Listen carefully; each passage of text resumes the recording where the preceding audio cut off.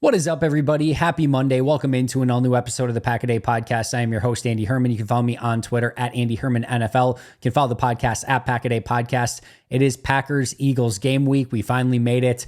Should be a really fun week of discussion. Tomorrow, we're going to go over an Eagles scouting report. Going to have some special guests on, so make sure to clear your calendars for that and make sure you're checking out the Pack-A-Day Podcast 365 days a year. Like, subscribe, comment, give those 5-star reviews, and of course, check out those Pack-A-Day Podcast YouTube memberships as well. Today, what we're going to be doing is going over the most improved Packers through the course of this offseason, which I think is a really fun discussion because I do think there have been more than a handful of players that have really shown what they are capable of, that they have improved, and they can be even more impactful this upcoming season. That being said, I want to give a disclaimer here. This is based off of training camp, minicamp, OTA, and preseason, right? This time of year does have the propensity to be a little bit of fool's gold from time to time. Now, of course, what we want to see is improvement. We want to see players that are really working hard, that are working on their craft, that are mastering it, getting better, and showing those signs of growth so that they could be more impactful in this upcoming season. But we've all seen and known those players that have been unbelievable in camp and in preseason, and then regular season rolls around, and it doesn't always necessarily carry it over. So I am not saying that all 12 players that we're going to go over today are guaranteed to be leaps and bounds better than what they were either coming into the year or going back to last year.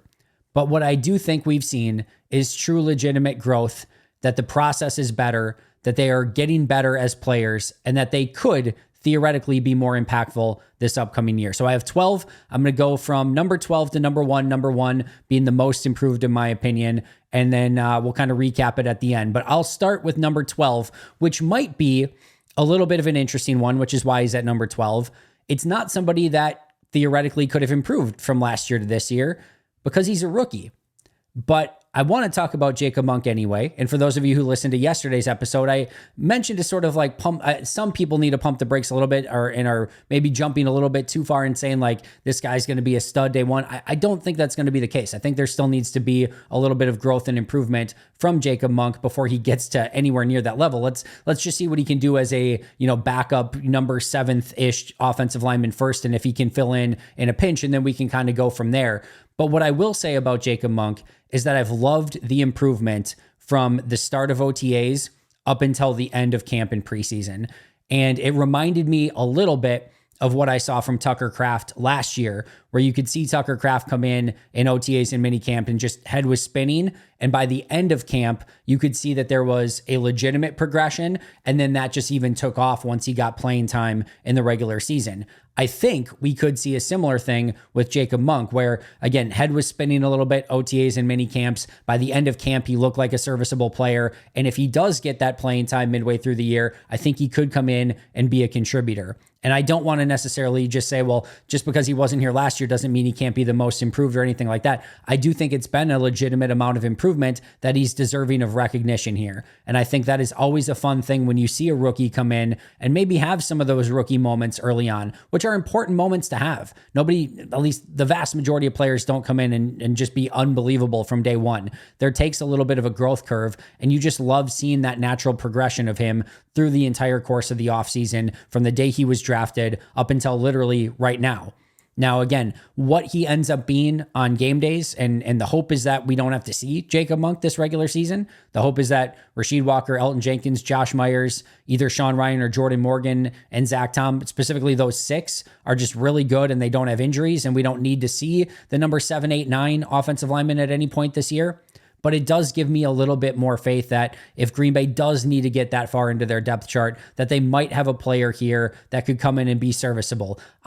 Maybe more of like a Lucas Patrick. I think Monk is going to be better than a Lucas Patrick, but somebody that can just come in and give you solid snaps. He's not going to be the reason that you win games, but he's not going to be the reason that you lose games. And if you've got a number 7 or number 8 offensive lineman that is not the reason that you lose games, It may sound crazy, but that is a leg up on the vast majority of teams in the NFL. There are teams that have starters that will be losing games for them because they are not good enough to protect their quarterback. So this is still a positive development. It's going in the right direction. And again, hopefully we don't have to see Jacob Monk, but if we do, I'm excited to see what he can do as a rookie because of all the progress that he's shown through the course of this offseason. Number 11, out of nowhere, is Eric Wilson. Eric Wilson came off the practice squad, I believe, from the Saints last year, basically brought in to be a core special teams guy. And he is approaching I think he's either 30 or about to turn 30. He's one of the oldest players on the team. He hasn't really played any significant defensive snaps in a while. And you come into this offseason thinking, well, Quay Walker is going to be a huge part of the defense. Isaiah McDuffie has the familiarity with Jeff Hafley. You go and draft Edgerrin Cooper in the second round. You double down by getting Tyron Hopper in the third round. And then, you bring back Eric Wilson, but you're thinking, number 5 is probably the best you're thinking. And he's going to probably have to beat out some undrafted guys and Christian Welch and everything like that. Is he even going to do that? Because he's probably just a journeyman 30-year-old special teams guy at this point. And instead, Eric Wilson goes out and says, screw that. I'm going to be your starting base linebacker. Now, we don't have confirmation of that yet. We could get to week 1, and it could be something where, if you remember, week 1, all of a sudden Chris Barnes was the starter, 4 or 5 years ago now, and nobody saw that coming. So maybe it isn't Eric Wilson as the starter in base. Maybe it's Tyron Hopper. Maybe Edgerrin Cooper's healthy enough to be that guy. Maybe we just don't even see any base defense. That could be something that happens as well. But just the fact that through the entirety of this offseason, not only has he earned those reps with the number 1s, and it seems like he's going to be the linebacker with the 1s and a 4-3 base defense, but he has looked the part. And again, I can only imagine how energized he must be as somebody who is probably, even to himself, thought, yeah, you know what? I'm probably just going to be a special teams guy from here on out. And he embraced that and became a great special teams player. But to get that opportunity to maybe play, even if it's 10 to 15 snaps per game on defense, and then go out and really play well all throughout the offseason. I mean, he's been all over the place. There have been multiple stops in the backfield or at the line of scrimmage that Eric Wilson has made that has made me do a double take. And the unique and kind of fun thing about Wilson is anytime he's gotten in the game, which was limited last year for Green Bay, but when he has, he's looked good. He doesn't look out of place, which is why I loved him coming in as like a potential number 5 linebacker. If you've got a number 5 linebacker, I don't care what his age is, that he can be a core special teamer and in a pinch give you potential solid linebacker snaps where he doesn't look out of place. Man, does that have value. But now you bump him up a couple slots and say, actually, he can even be a starting caliber linebacker. And that improvement at age 30, I would never have expected. If you would have told me 3-4 months ago that we were talking about most improved Packers through the course of the offseason, I would have never thought that 30-ish-year-old Eric Wilson would be on that list, but he is deserving to be on that list. He's deserving to be with the starters in 4-3 so far. We'll see if he can maintain that spot. It's not going to be easy to hold off a second-round pick and a third-round pick that you invested heavy resources in for that number 3 linebacker spot. And especially because it'll also be easy knowing that this is a 30-year-old, that doesn't have a ton of long-term upside, that is also can, just be your core special teamer, and you can kind of take him off of defense and have him focus on special teams. That's probably going to be an easy move for them to make at some point. But Eric Wilson is doing his best to make that decision extremely difficult because he keeps playing well and showing that he deserves to be a starter in that 4-3 defense. Number 10, Aaron Mosby. Talk about a player who went from a little bit of a tweener, inside linebacker, outside linebacker type, special teams guy, would maybe be a practice squad candidate coming into this year. You looked at the numbers again. You're looking at Rashawn Gary, Preston Smith, LVN, Kingsley Enagbare, Bretton Cox as the huge mini camp. And like Keyshawn Banks, remember too, is a guy who was elevated last year at the end of the year ahead of Mosby, got playing time ahead of Bretton Cox. So you can't discount him entirely either. You go get a guy like Deslan Alexander who ends up making it on the practice squad. There's a lot of defensive ends. Add into the fact that they also experimented a bit with Colby Wooden playing defensive end. Carl Brooks has the ability to play defensive end. And you just start chopping up the numbers and you're trying to figure out a way to keep Aaron Mosby, and it feels almost like an impossibility. But he just goes out, has a phenomenal camp, consistently was getting pressure on the quarterback. You heard his name all throughout camp and in preseason, and then cements it with a beautiful third preseason game where he gets the sack fumble that results in an Anthony Johnson Jr. touchdown and a big interception. And that's one of those guys that was probably like, should we keep this guy? Should we not? And maybe they were already leaning towards keeping him. And then he just says, yeah, you're keeping me because this is the stuff that I'm capable of.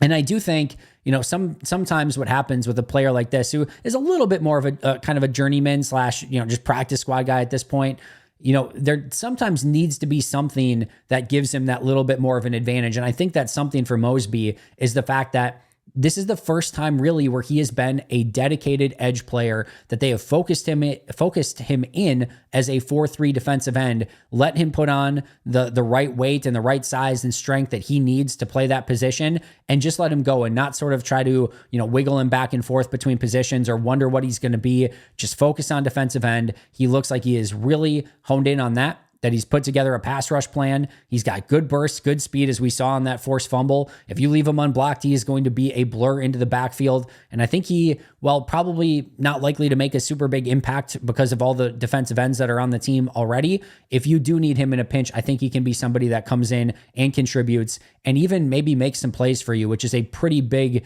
statement for somebody who looked like maybe a practice squad guy at best and now is a legitimate 53-man roster player. Number 9, Malik Keith. This is somebody who we saw last year have moments, right? He can be a possession guy. He can win over the middle of the field. He can be a really good blocker. He can kind of be that goon that Matt LaFleur talks about in the sort of image of Allen Lazard. But I think the question was going to be, is there anything else there? Is there any little extra where we see the upside and maybe the playmaking ability?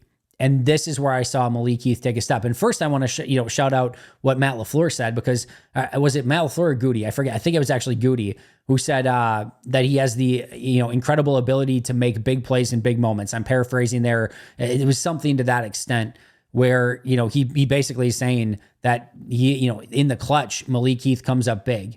And that is a huge statement for a young second-year UDFA who seemed at a moment like he was maybe in a battle for that number 6 spot. And then I think what we also saw is his ability to get deep a little bit better. In that first preseason game, there was the ability to get deep. The quarterback, unfortunately, did not hit him on the play. There were other plays where he did get open deep, caught some passes, both in training camp and in preseason. So I think his ability to show that he maybe has a little bit more of that extra gear that can make some of those plays down the field, I think that opens up even more for Malik Keith. I think he has shown that he's a more well-rounded wide receiver. He did really well in the one-on-ones when they were in training camp. So it just feels like he is a little bit more well-versed, has a little bit more of an idea how to stack corners and get open deep, how to use that physical imposing body to gain a little bit more separation. And while he probably is buried a little bit as the number 6 wide receiver and might not be active on game days, he's another incredible depth piece that if you need Malik Keith as a number 3, number 4 wide receiver at any point this year, you are not fretting it. You know that he has the ability to do it. And I think he can go up and put numbers in that situation. I don't think this is one of those, Geronimo Allison, Jared Boykin, which are both solid players for what they were, able to become as UDFAs. I think Malik Keith has a little bit more to give than either of those players do. Maybe a little bit more to an Allen Lazard type extent. And if he can become that next Allen Lazard style player, what a find he would be and what a development that would be over the course of maybe this year, the next year, and the following year as he's still on that rookie contract. Number 8, Quay Walker. And this is one of those, again, I don't want to say that, oh my goodness, Quay's living up to his first round pick potential and he's going to be an unbelievable linebacker in year 3 and look at the huge jump that he's making. I don't want to go that far. But do I believe that Quay Walker looks more comfortable in this defense? I do. Do I feel like he is playing more fast, more instinctive football? I do. Do I feel like he's going to have the ability to get sideline to sideline and make a lot of plays both in the running game and the passing game? I do. Do I think there's still going to be mistakes? I do. But I do. I said I do a lot. I feel like we're at the altar here or something, but you get my point. I feel like ultimately he has taken the right steps in the right direction to be a better linebacker, can win in this system, can be their starting Mike, can call all the plays, and just be a really good middle linebacker for this team. And he maybe won't ever live up to that top 25 pick or whatever he was in the first round. Maybe he doesn't get a second contract. We're going to have to wait and see. This season will go a long way in determining if his 5th year option gets picked up or not. But I don't care right now. What I care about is him being a really good middle linebacker in this defense. Everything I've seen this offseason would lead me to believe he can be that at minimum. And I'm excited to see specifically in Jeff Hafley's defense what Quay Walker can become. Number 7, very similar conversation. Isaiah McDuffie, the third linebacker that we've already talked about on this list. It just feels like all 3 of these linebackers are playing so much faster and with so much more freedom than what they did in Joe Barry's defense. It is not a get back and sort of think over things while you're trying to make a play. It is read and react football, see ball, hit ball. And I think that is going to serve all 3 of these linebackers well. But if there's a linebacker that you saw consistently in the backfield all throughout training camp, it was Isaiah McDuffie. He is flowing to the ball. He knows exactly where to be, exactly where to go. I still think there is going to be some hiccups when it comes to coverage. I don't think he's necessarily going to be a top tier coverage linebacker, which might come into a little bit of a situation as a nickel linebacker. They may need to sort of figure out more ways to get maybe an Edgerrin Cooper on the field in some of the nickel situations. But I think what we know Isaiah McDuffie is a tackling machine who can get to his spots, who can be a really good run defender, who can get off of blocks and go make plays. And I think that's the exact sort of player we're going to see. It definitely feels like he's taking a step. It feels like he's super comfortable, especially already working with Jeff Hafley in this defense. And I don't know, again, what that ceiling is for Isaiah McDuffie, but there's no question to me that he looks improved from even a season ago. Number 6, Shawn Ryan. And this is one of those where it's not just even a step from last year to this year. It was really a step from beginning of camp till the end of camp. And Shawn Ryan, it looked like was going to lose that starting battle to Jordan Morgan. And to be clear, he still might. Jordan Morgan, either this week or next week or the following week or midway through the season, is probably likely to become the starting right guard. But last year, when we saw Shawn Ryan in small doses, you saw some positive things, especially as a run blocker. But on the whole, it was still a little bit disappointing. I thought he was actually worse than Jon Runyan Jr. in the second half of last year. And I was actually sort of surprised that they didn't just go with Jon Runyan Jr. full time at the end of the year like they did at left tackle with Quay Walker over Yosh Nijman. And I was just left wanting a little bit more. And then he comes in and Matt LaFleur makes the out of shape, comments again and wanting to see more consistency out of Shawn Ryan, which I don't disagree with. I didn't think he came in and just, showed what he was capable of from day one. But I think the message was sent. I think as soon as Jordan Morgan started to get those starting right guard spots, and I think as soon as Matt LaFleur made some mention of they wanted to see more, I think he really focused in, and I think he got a lot better. And when Jordan Morgan went out, Shawn Ryan came in, played really consistent football. I was also really impressed that in a lot of those preseason games and in camp, they played him a lot at center too. And he held up well there. The snaps were good. He didn't look out of place at all. And adding a level of versatility to his game where before he was probably just a right guard, left guard guy, and now he adds center to that. That is going to give him a ton of value on game days as well. There has been a legitimate amount of improvement there. What that means for Shawn Ryan in season and if he can stave off Jordan Morgan from becoming the starter, that remains to be seen. But I really do like what he was able to accomplish, especially from beginning to camp to end of camp, and really kind of solidifying that right guard spot, at least until Jordan Morgan is ready to take it over. Number 5 on my list as we get to our top 5 here is Kadeem Telfort. Man, Kadeem probably came in at the very beginning of OTAs and mini camps, right? Probably behind Zach Tom, Quay Walker, Jordan Morgan, as he started off as a tackle when he kind of first came in. He played a lot of stuff, but you're probably thinking Jordan might be a tackle coming in. And then you've got, Caleb Jones, Luke Tenuta, Travis Glover that they drafted in the 5th round. There's just all of these potential offensive tackles that were on the team. And you're not thinking, Kadeem Telfort is going to come in. And then obviously they go get Andre Dillard as well. That Kadeem Telfort's going to come in and potentially be the true legitimate swing tackle for this team. Now, I don't know that 1,000,000% to be true. And I kind of think it might be Andre Dillard if it's a left tackle injury, and it might be Kadeem Telfort if it's a right tackle injury. I don't even know if Telfort's going to necessarily be active on game days. If it were me, I think I would have him active because I think he has more versatility and can play more positions, left tackle, left guard, right guard. I think he can play 4 spots, and actually liked a lot of the stuff he was doing in minicamp and OTAs when they were trying him out at guard. But either way, even if he's just the 9th offensive lineman and he's not active on game days, Going from somebody who was a true UDFA in 2023 to, being a practice squad guy the entirety of the year, never really showing in training camp last year that he was a guy that was potentially going to make the team. Although I did like him. I liked him coming out. I thought he looked developmental. I thought he looked like there was something there to work with. And then to come in this year and really from an early standpoint in training camp, be ahead of Caleb Jones and Luke Tenuta and Travis Glover, and then give Andre Dillard a real run for his money to the point where he might be active ahead of Andre Dillard. That is a pretty big jump from year 1 to year 2 for a UDFA you're not expecting anything out of. To me, he was a clear 53-man roster guy. I know some people were, thinking, should he be cut? Should he stay? Can they get him back in the practice squad? To me, it was never really a question. He was that good all throughout camp. And the thing that I like the most is the more reps he got, the more he felt like he was settling in and getting a level of confidence. And sometimes you see guys like Royce Newman, quite frankly, who you're expecting with more reps, they're going to settle down and it's going to become easier for them, and it just doesn't. And there's other guys like Rasheed Walker, where Rasheed Walker plays more, settles in more, and it just looks like it's becoming easier and easier. And that's what I saw a little bit out of, not to that same extent, but that's what I saw to Kadeem Telfort, where it felt like he was getting more and more used to the game speed, slowing it down a little bit and becoming more confident in his own abilities. And some of his footwork stuff and the agility and the speed are always going to be a little bit of a question with his size.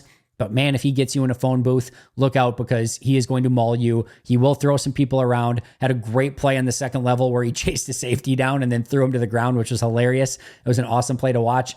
He's a fun player. I like his demeanor, and he was very deserving of the spot, which again, coming from UDFA 2023, not expecting anything up until now, a pretty significant jump in 2024. Number 4 might be an interesting one, because this is a former first team and second team All-Pro. That's Jair Alexander.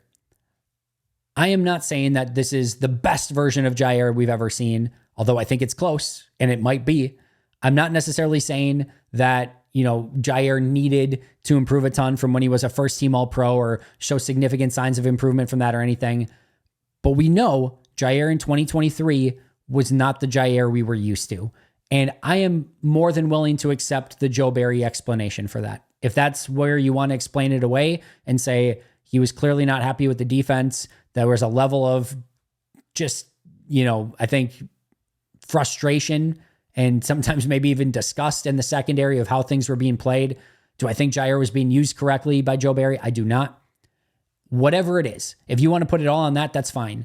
I'm totally fine. If you want to put it on Jair, I understand that. I think there are things that Jair, regardless of scheme, regardless of system, could have done and handled done a much better job of handling this past year. Okay? But wherever you want to come on that spectrum, whether it's just that he's improving now because it's easier for him because it's a better defense with a better defensive coordinator, awesome, cool. Or whether it's just Jair really getting back to his roots and being the player that we all know that he is capable of being, awesome. I don't care where you want to put that. It does, and quite frankly, it doesn't matter. The end result is that we want to see the best version of Jair Alexander. And from what I've seen in everything in camp so far, he is locked in. He really looks impressive. He looks like first team All-Pro Jair. That's going to have to carry over into the season. I still want him to play a little bit more of a more physical brand of football, especially as a tackler. But as a coverage guy, regardless of tackling, if he can be, I don't think he's ever going to be a quote unquote shutdown guy. There's very few of those that have existed in the course of the NFL. But if he can play at the peak of his powers as a big time coverage guy, on one side of the field, man, is that going to make things so much easier for this defense and for Jeff Hafley. And I think he's right there. I think he has all the ability to be that. And he's been spectacular in camp so far. Number 3 is Eric Stokes. We're sticking at the cornerback position. This is a player legitimately that I didn't know going into the entire offseason if Green Bay even had any legitimate plans for him. And in hindsight, that might sound crazy. You might say he was a first round pick. He's clearly the starter. Carrington Valentine never really competed for that spot, injury or not even pre-injury. It was Stokes all along. But Eric massively struggled in 2022 prior to the injury, missed all of 2022, the remainder of 2022 with the injury, missed almost all of 2023, save for 2 games where you could tell he was rusty, but did not play his best football. And then what are you expecting going into 2024? And my point wasn't that, Green Bay should just give up on Eric Stokes, or that Eric Stokes is a bad player. That was not my point at any point in time. My point was, if Eric came in and had a really bad camp, meaning, and that could have just been completely due to injuries. But like maybe he just wasn't going to be the same guy coming off all of those injuries. Or maybe they would have seen the same Eric Stokes in early 2022 that just looked unmotivated and not focused and not playing the part the way he needed to. If he would have come in and had a disastrous training camp, I don't know. First of all, Eric is not the starter. Second, I don't know if he makes the team.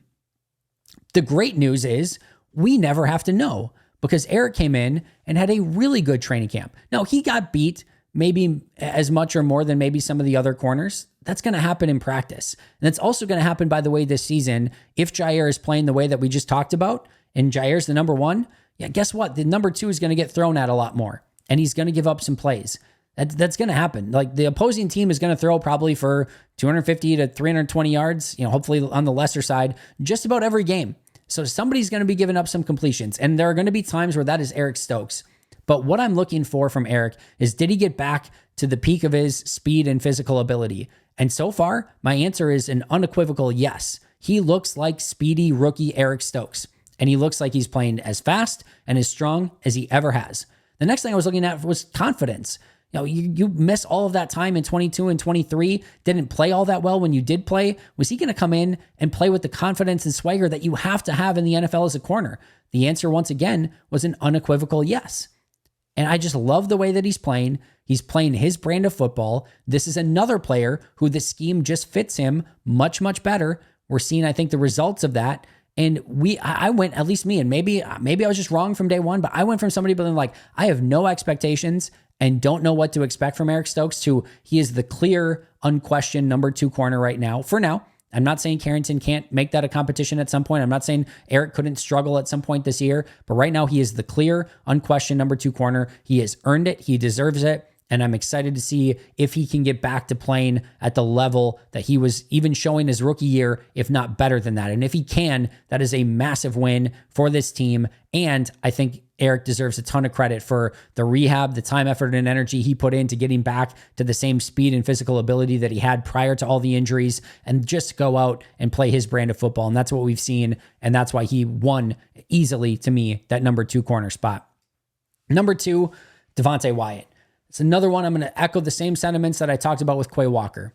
Am I telling you that he's going to come in and be a Pro Bowl defender, living up to the first round reputation, be a completely disruptive monster at the line of scrimmage? Not saying that. But do I think that he fits a lot better in this scheme? Oh, hell yeah. Do I think that Matt LaFleur echoed those sentiments when he said that Devonte fits amazing in this defense and has had, I think he said amazing or some form of that offseason? Yeah, you can tell. You can tell he's hungry. You can tell he's motivated. And here's the thing with Devonte.